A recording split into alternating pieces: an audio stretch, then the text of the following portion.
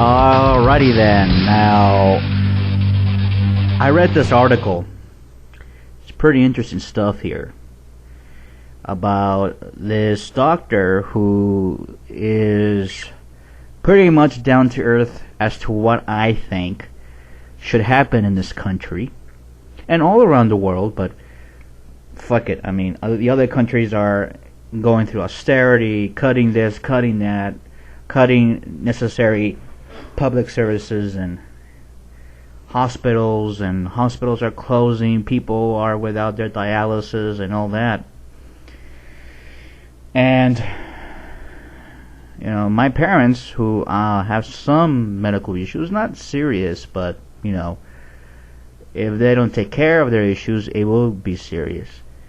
And that's really something I think about. But my dad just, don't worry, I'll be okay.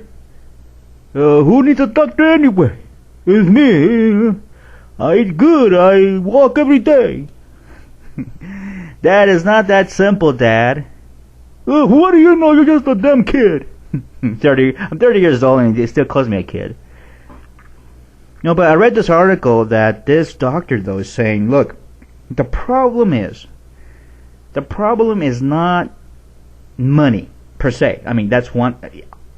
The problem isn't just that do we need a lot more money? Do we need new health reform or insurance and all that? The way to help some people, not everybody, is we can be able to come up with new technology that's already here. All we have to do is implement it.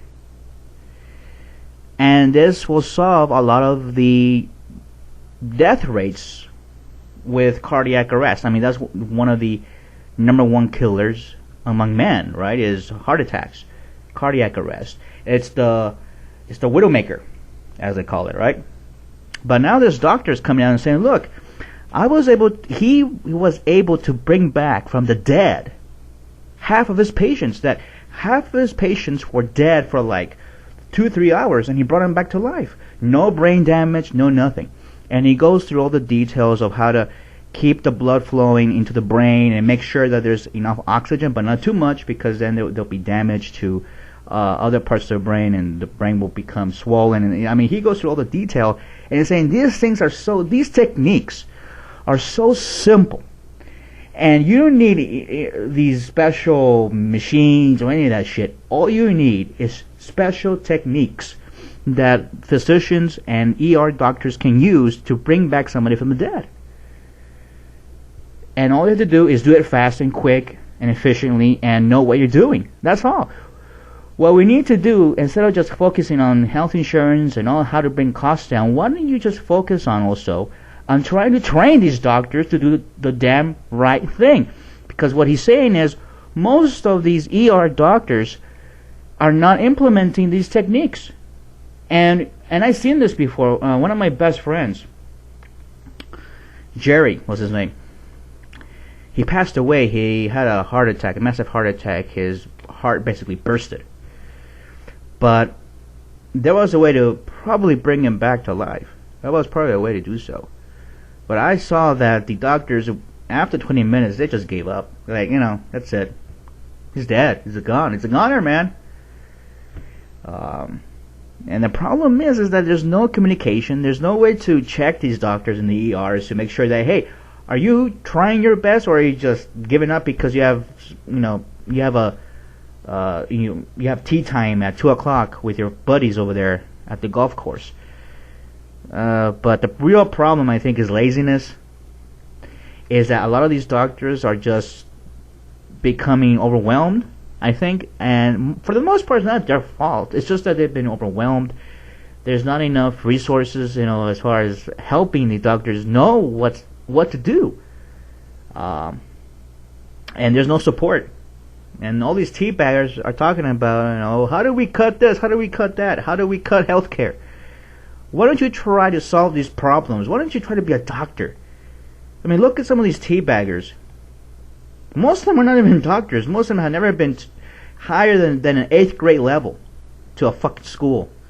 And for that Ben Carson character, remember that guy, that neurosurgeon that well, he a teabagger. He went to the CPAC convention and all that bullshit. He was raging and raving about how do we take away people's Medicare and Medicaid and all that bullshit. A doctor saying that shit? What the hell's the matter with you, man? Turns out that he was just a fucking maniac, a sociopath. Believe me, there are a lot of doctors who are sociopathic, by the way. And I think he is. No doubt about that, but anyway, but this doctor, on this article here, he goes into detail as to how you can resuscitate somebody from the dead and bring them back to life.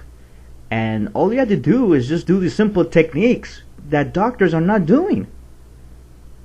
And it's available right now. And it's kind of ridiculous that this is going on in a modern age, in a modern country, in a modern civilization. It's just so fucking ridiculous that these people could have saved my friend's life, but no, 20 minutes now, he's a goner. I tell you, man, but it's interesting. It goes through a lot of details, this article.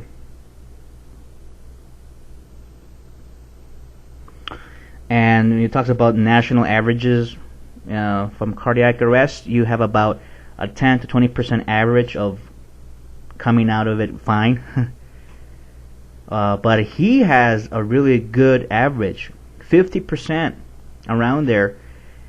People that he took care of, patients from cardiac arrest, he was able to resuscitate them without any brain damage. Isn't that amazing? Wow. We need more smart doctors like this. What happened to that era that we used to have smart doctors, doctors who have brains? We need to invest in doctors. We need to really re-educate them. We need to get these medical schools going. We need to open up more hospitals. We need to open up more residents for these doctors to get more experience. I mean, that's what's going on. More, and to play around a little bit, to experiment and to come up with new techniques. Because it's not just technology. We could talk about technology all the time, but it's also technique. I mean, that's the most important part. But there you go.